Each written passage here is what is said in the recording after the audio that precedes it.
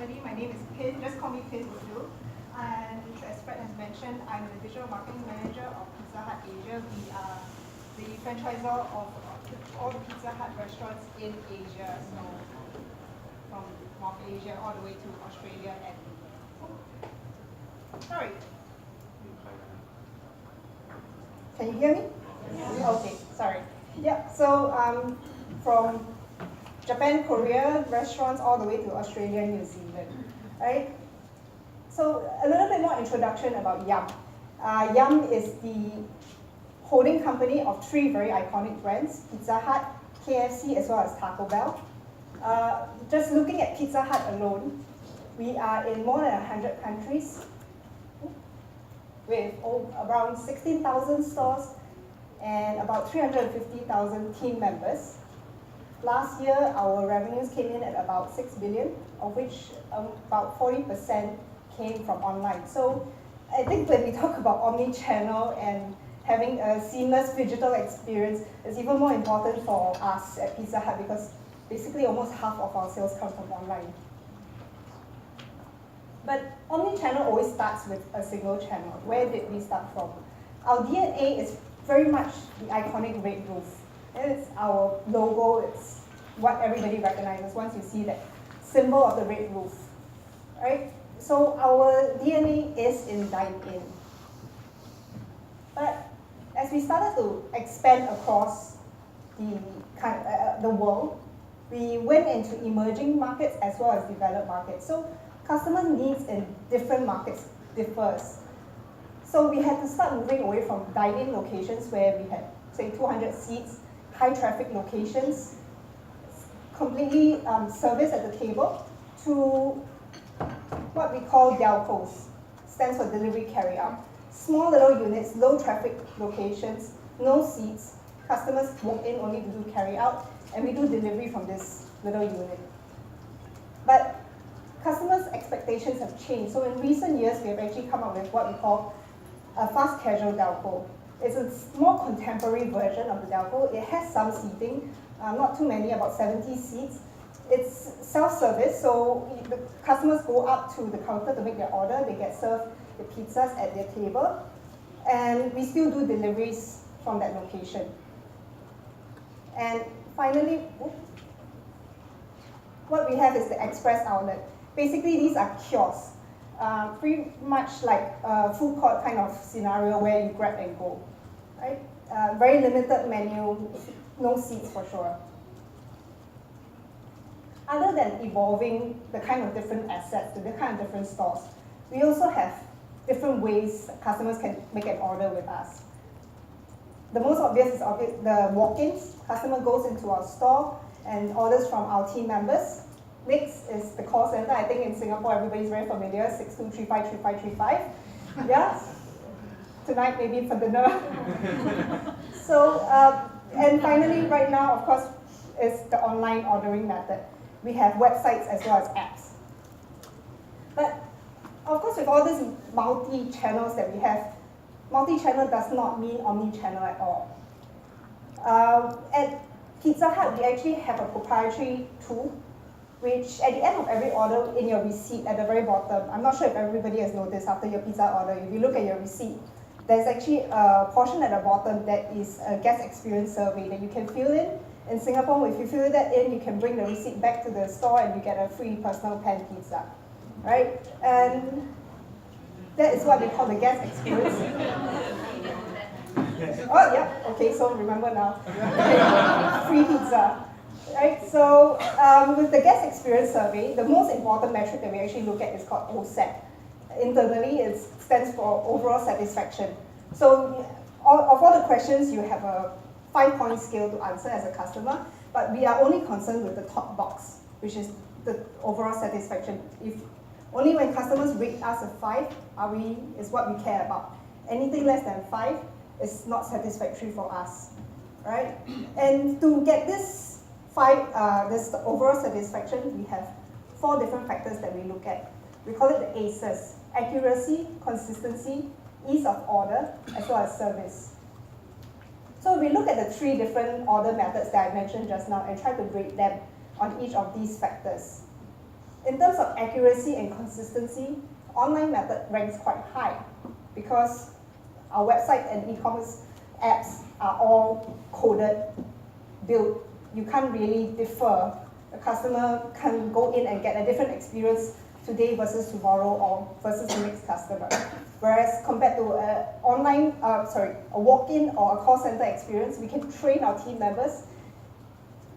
Humans will be humans, so there's going to be some variance in the kind of service, the accuracy and consistency that you get. In terms of ease of order, online ranks highly as well. We have built our e-commerce platform to be able to remember who you are as a customer, where your delivery locations are, what you last ordered from us. So we make it very easy for you to be able to do reorders, any orders from us. But if we look at service, I mean, online there's no face interaction. Also with the walk-in customers, being able to see a nice, warm, smiling face, who has the flexibility to make customized orders for you, is always ranks higher. So in terms of service, online tends to rank lower. But what does this all mean? When we look at the different order methods and the kind of friction that it causes for our customers, we realize and we lay over our average order value. So what is our average ticket? What we have noticed is that the more friction that is caused to our customers, say for example walk-in, because it takes the longest amount of time, that means that it causes more friction for our customers, the average ticket actually is lower than the online method or the call center method. So customers actually are penalizing us for the friction that we are giving them in different order methods. So how do we leverage our online capabilities to optimize the customer experience? We have done an extensive amount of research into what are the key pain points of our customers. So let me go through them with you. The first insight that we managed to get was that fast food is usually not fast enough. I was actually at a fast food joint yesterday, I won't mention which, and I actually waited 30 minutes to get my food. So I don't think that is a very new experience for most of us. Something like this is pretty common sight. This one is a sports hub for us. During the intermission breaks of the band or the game, there's always going to be a long queue. And who likes queues? I mean, as much as Singaporeans see a queue and want to join a queue, we don't actually enjoy it, right? No. So what's the resolution we have here? So this is what our Hong Kong team has built. In the app, you're able to select the store that you want. When you pick the store, you can apply for a e-ticket, a queue number. And once you get your queue number, it shows you what's the current number, B38, versus your own number, which is B40, so you know how far apart you are. And all this can be done without you having to even have left the office, right? You can be at the office, you know you're meeting your friends in about half an hour, you know the queue is going to take a while. Apply for the queue number before you even leave the office, and then you get there just in time for your turn. But what if you're going there on a date? And for some reason, you got there too soon, right? And you're always a little bit excited when you're on a date. So your queue is still a little bit too far from the current number. So what we have in Hong Kong is actually, you can apply for an express ticket, very much like in Disneyland. And you use your loyalty points, so you can't pay for it with money per se, you have to use your loyalty points and redeem an express ticket. And once you do that, you walk in like a VIP, impress your date as well. The next insight we have is, I'm not sure if you guys are familiar with this term, very millennial. No, I see a lot of confused faces. Okay, it stands for I want what I want when I want it. Yeah, I want what I want when I want it, right? Millennials are very impatient. They need knowledge in their hands all the time, and they're always hungry. I would know because I work with one. So just knowing where the store is and all of that is a bit painful for them. What we have done is that in our app, we have laid it out all on a map, all the Pizza Hut locations for them. they can put in their own location, and it puts them in the middle of the map, which is where you see the little red color pin, and it shows where all the stores are the closest to them. They can swipe left and right at the bottom to find the next closest store around them. The next thing is, if they put in their address and there's no stores that appear, there's a little red dot at the bottom. It actually says, it's not very clear now, but it actually says the closest outlet to you is 352 meters away. If you click on it, it sends you and zooms you into the store itself. Where I want it and then when I want it as well is very important. So if a customer wants to do an advanced order, they're able to order a specific date, up to 7 days in advance, as well as a specific time. So they know exactly when they get deliveries or when they want to do their self-collect order. But precision targeting is also about, accessibility is also about precision targeting, right? Getting to the customer at the right time, say for example, if it's raining or going to rain, at the right place, they are on their way home in a very crowded MRT, with the right offer. So in this case, what we are saying to the customer is, it's going to rain in 2 hours time, order from us now, we'll give you 20% off, right? It's also demand smoothing for us, operationally more efficient, and customers get that 20% off. The next insight we're talking about is, show me that you know me. Customers like to feel special. They like to feel that the brands actually know who they are. They don't want to be just another number. You know, a lot of places you go to, they will say, okay, order number 325. It's ready now. Nobody wants to be number 325, right? So Starbucks actually does this very well. They write your names onto the cups. But do you realize that other than that personalization, it's actually operational efficiency as well, because the staff do not have to pull your receipt to check a particular, whether the order numbers matches your receipt. It's a name, right?